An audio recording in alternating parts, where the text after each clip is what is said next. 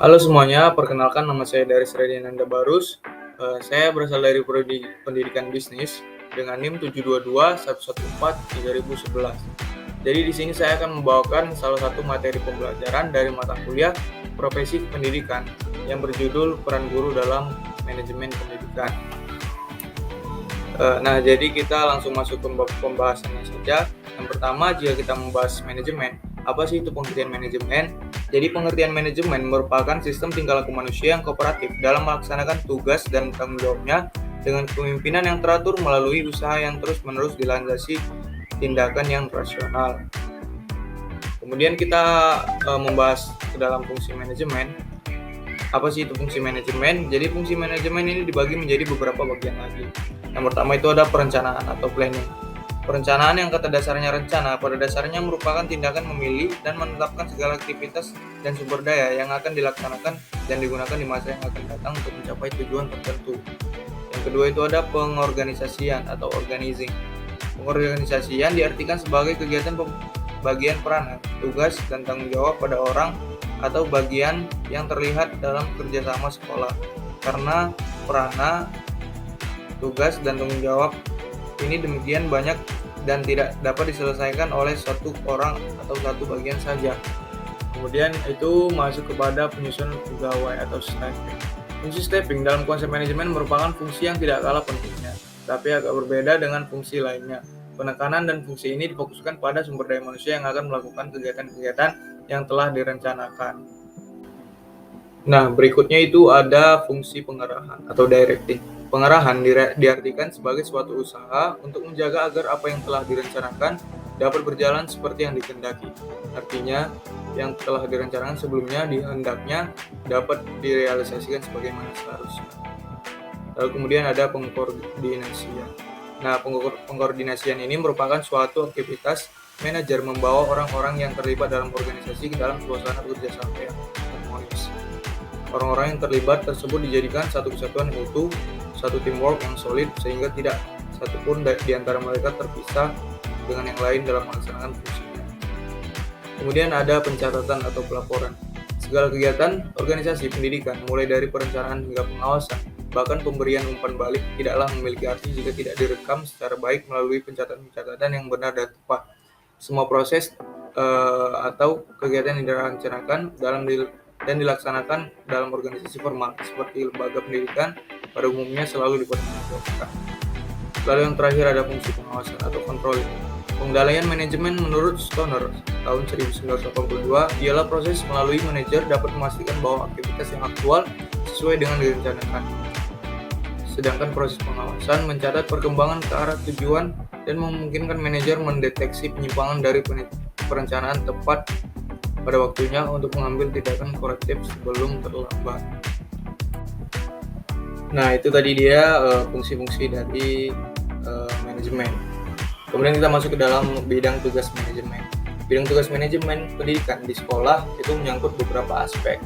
Yang pertama itu ada pengelolaan kurikulum, kemudian pelaksanaan proses belajar, kemudian pengelolaan peserta didik, kemudian ada pengelolaan personalia pendidikan, pengelolaan perlengkapan pendidikan, pengelolaan keuangan pendidikan, kemudian pengelolaan layanan khusus, kemudian pengelolaan ketetausahaan atau kantor, lalu yang terakhir itu ada pengelolaan lingkungan. Nah, sekarang kita masuk ke dalam hubungan kemitraan atau stakeholders. Nah, apa sih itu pengertian dari stakeholder pendidikan? Pengertian stakeholder atau pemangku kepentingan adalah orang atau kelompok yang bekerja dalam satu organisasi atau kerjasama dalam satu proyek. Stakeholder pendidikan merupakan orang yang berpengaruh atau dipengaruhi oleh aktivitas organisasi, sekolah, atau lembaga pendidikan. Stakeholder juga dapat diartikan sebagai orang yang menjadi pemegang sekaligus pemberi dukungan kepada pendidikan. Nah, stakeholder pendidikan digolong menjadi stakeholder sekolah internal dan juga stakeholder eksternal. Pemangku kepentingan internal pendidikan terdiri dari guru, siswa, orang tua, staf, administrasi sekolah. Sedangkan pemangku kepentingan eksternal itu mencangkup seperti sekolah, pemerintah, lembaga sosial daerah, lembaga komunitas, lembaga kursus, dan pelatihan, dan sebagainya. Pemangku kepentingan atau stakeholder ini diharapkan bisa mendapatkan data pendidikan dan menggunakannya untuk memberikan dukungan atau koreksi pada proses pembelajaran. Nah, jadi kita membahas data ini, mari kita membahas fungsi data pendidikan bagi stakeholder. Yang pertama, membantu guru memberikan bahan pembelajaran yang mudah diterima bagi murid. Yang kedua itu guru bisa menentukan metode pembelajaran yang efektif.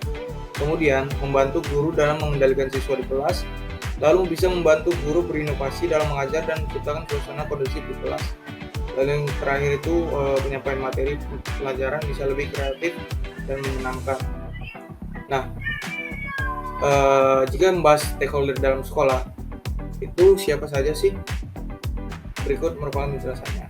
Yang pertama itu ada guru, kemudian orang tua, kemudian murid, bagian administrasi, panitia penerimaan, ekstrakurikuler sekolah, lembaga kursus, pemerintah, penduduk lokal, dan tenaga ahli pendidikan.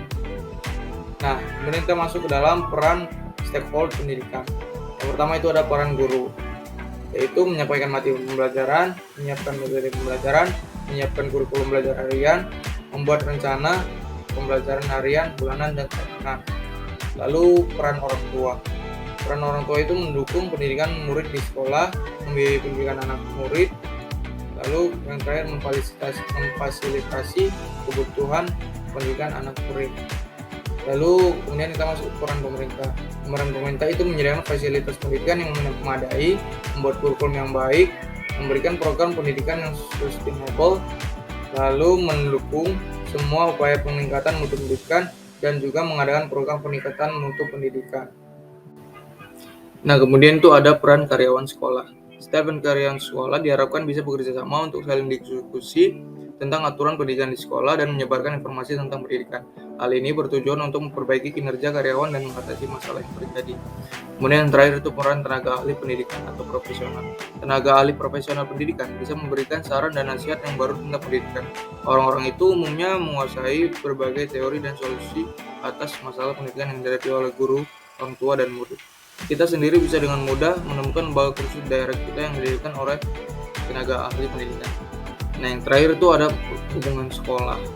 Stakeholder pendidikan dapat diartikan sebagai orang tua yang menjadi pemegang dan sekaligus memberi support terhadap pendidikan dan lembaga pendidikan. Pada umumnya, stakeholder pendidikan dibagi menjadi 3 kategori utama, yaitu ada sekolah, pemerintah, masyarakat. Baik, mungkin itu saja yang dapat saya sampaikan pada pertemuan materi kita kali ini. Saya mohon maaf apabila ada kesalahan kata baik dari penyampaian materi saya ataupun hal lainnya yang kurang berkenan di hati. Mungkin sekian dan terima kasih. Assalamualaikum warahmatullahi wabarakatuh. Sampai jumpa semuanya.